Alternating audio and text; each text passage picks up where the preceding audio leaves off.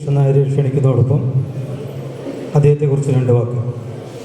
Thrissur Keralavarma college, Kalady Sree Sankaracharya സംസ്കൃത സർവകലാശാല എന്നീ സ്ഥാപനങ്ങളിൽ പ്രൊഫസറായി സേവനമനുഷ്ഠിച്ച doctor P V Krishnan Nair Kerala Sahitya അക്കാദമിയുടെയും സംഗീത നാടക അക്കാദമിയുടെയും സെക്രട്ടറിയായി പ്രവർത്തിച്ചിട്ടുണ്ട്. നവീന കവിതയുടെ സൗന്ദര്യശാസ്ത്രം എന്ന വിഷയത്തിൽ ഡോക്ടറേറ്റ്, ഭാരത പര്യടനം, ഹിന്ദി പരിഭാഷ, സി എൻ ശ്രീകണ്ഠൻ നായർ ഓർമ്മയിലും പാഠത്തിലും, എം വി ദേവൻ്റെ ദേവസ്പന്ദനം തുടങ്ങിയ കൃതികളുടെ എഡിറ്ററായിരുന്നു. തൃശ്ശൂരിൻ്റെ പ്രധാനപ്പെട്ട കലാ സാംസ്കാരിക പരിപാടികളിൽ എന്നും നിറഞ്ഞു നിൽക്കുന്ന പി വി കൃഷ്ണൻ നായരെ സ്നേഹപൂർവ്വം സ്വാഗതം ചെയ്യുന്നതോടൊപ്പം പ്രഭാഷണത്തിനായി ക്ഷണിക്കുന്നു.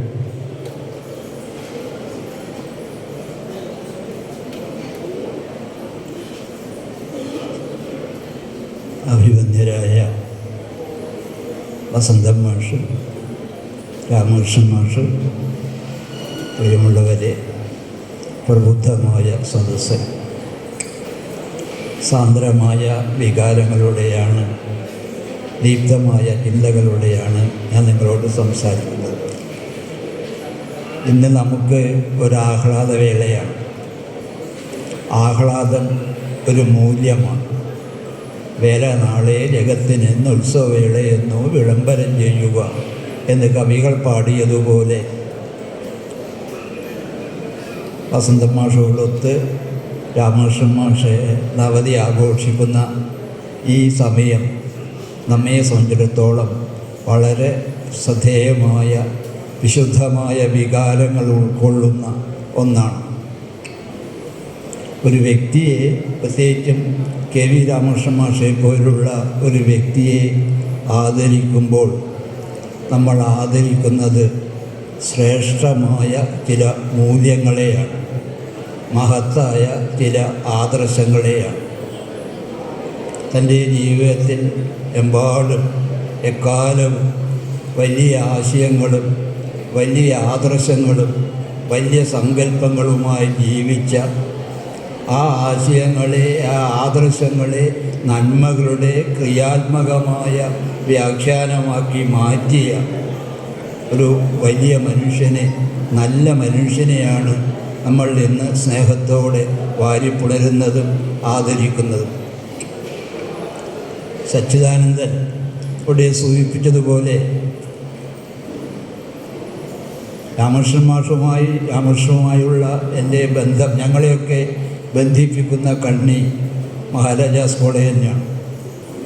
ആ അക്ഷരഖനിയിൽ നിന്നാണ് ഞങ്ങൾ അറിവിൻ്റെ ദീപം കൊളുത്തിയത്, ഉൾക്കൊണ്ടത്.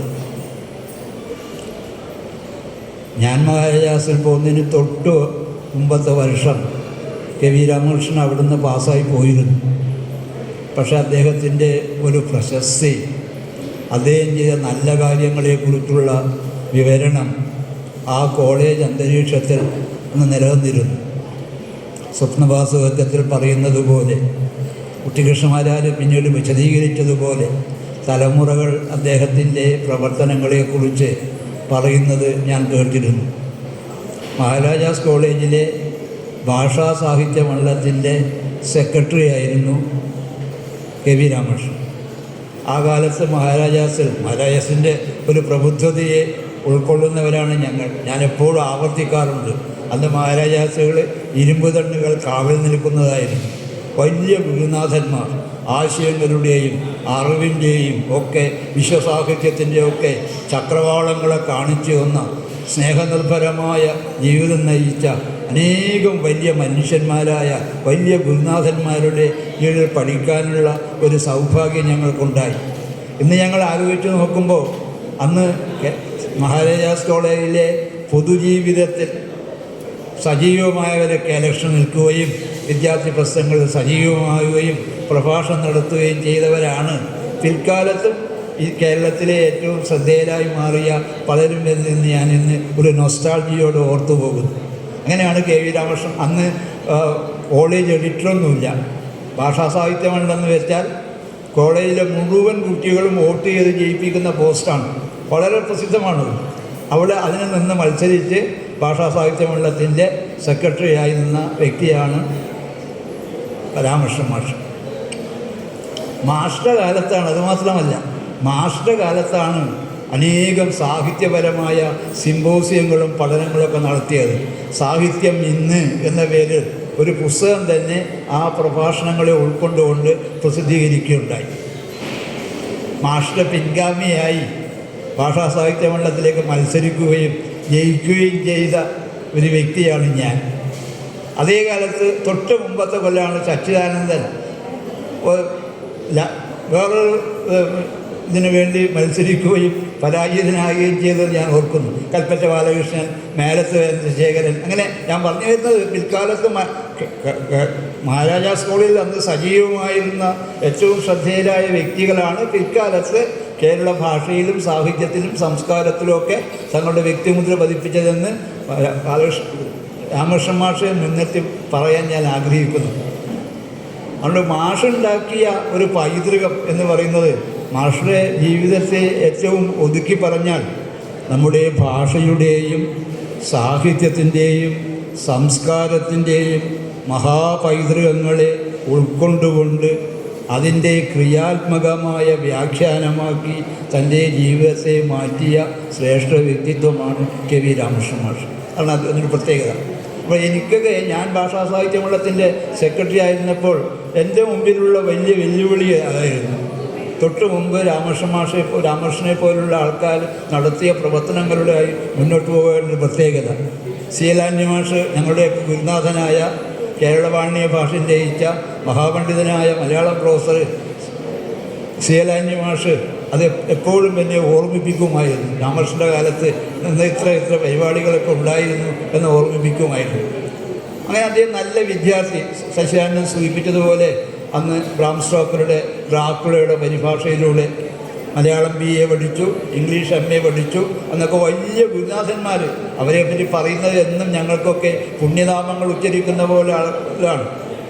മാരാര് മാഷയെ പോലുള്ള ഇംഗ്ലീഷ് പ്രൊഫസർമാർ, രാധാമൻ ടീച്ചറെ പോലുള്ള ടീച്ചേഴ്സ്, ബാലകൃഷ്ണൻ നായർ സാറിനെ പോലുള്ള അങ്ങനെ വലിയ പ്രഗത്ഭന്മാരായ ഗുരുനാഥന്മാരുടെ കീഴിൽ അവരുടെയൊക്കെ ഒരു വാത്സല്യഭാജനമായി വളർന്നതിൻ്റെ, അവരുടെയൊക്കെ ഒരു സ്നേഹവും അനുഗ്രഹവും കിട്ടിയതിൻ്റെ ഒരു മെച്ചം രാമകൃഷ്ണൻ മാഷ ജീവിതത്തിനുണ്ട് എന്ന വിശ്വാസക്കാരനാണ് ഞാൻ. വിദ്യാർത്ഥി ജീവിതമൊക്കെ കഴിഞ്ഞ് പിന്നെ അദ്ദേഹം അധ്യാപകനായി.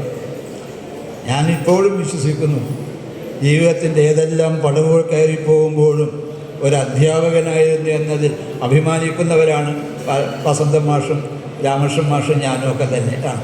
അനേകം തലമുറകളെ സ്നേഹത്തോടെ വാത്സല്യത്തോടെ പഠിപ്പിക്കാൻ കഴിഞ്ഞു എന്നുള്ളത് ജീവിതത്തിൻ്റെ വലിയൊരു ധന്യതയാണ്.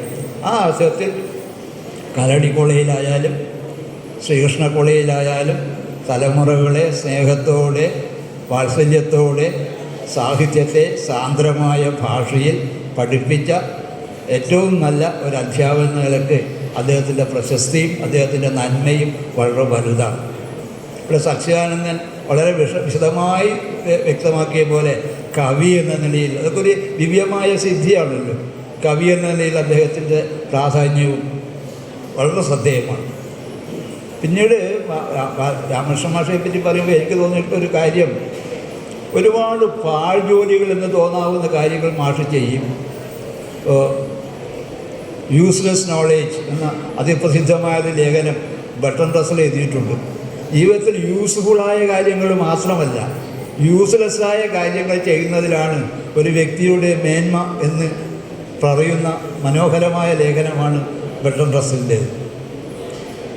അതുപോലെ ജീവിതത്തിലുടനീളം ഞാൻ മാഷ ജീവിതത്തിൽ ഒരു അവലോകനം ചെയ്യുമ്പോൾ കണ്ടത് ഈ രാമകൃഷ്ണൻ മാഷ്ക്കും വസന്തൻ മാഷ്ക്കും ഒക്കെ ഉള്ള ഒരു ഗുണം സംസ്കൃതത്തിൽ എനിക്ക് ഏറ്റവും ഇഷ്ടമുള്ള ഒരാശയമാണ്.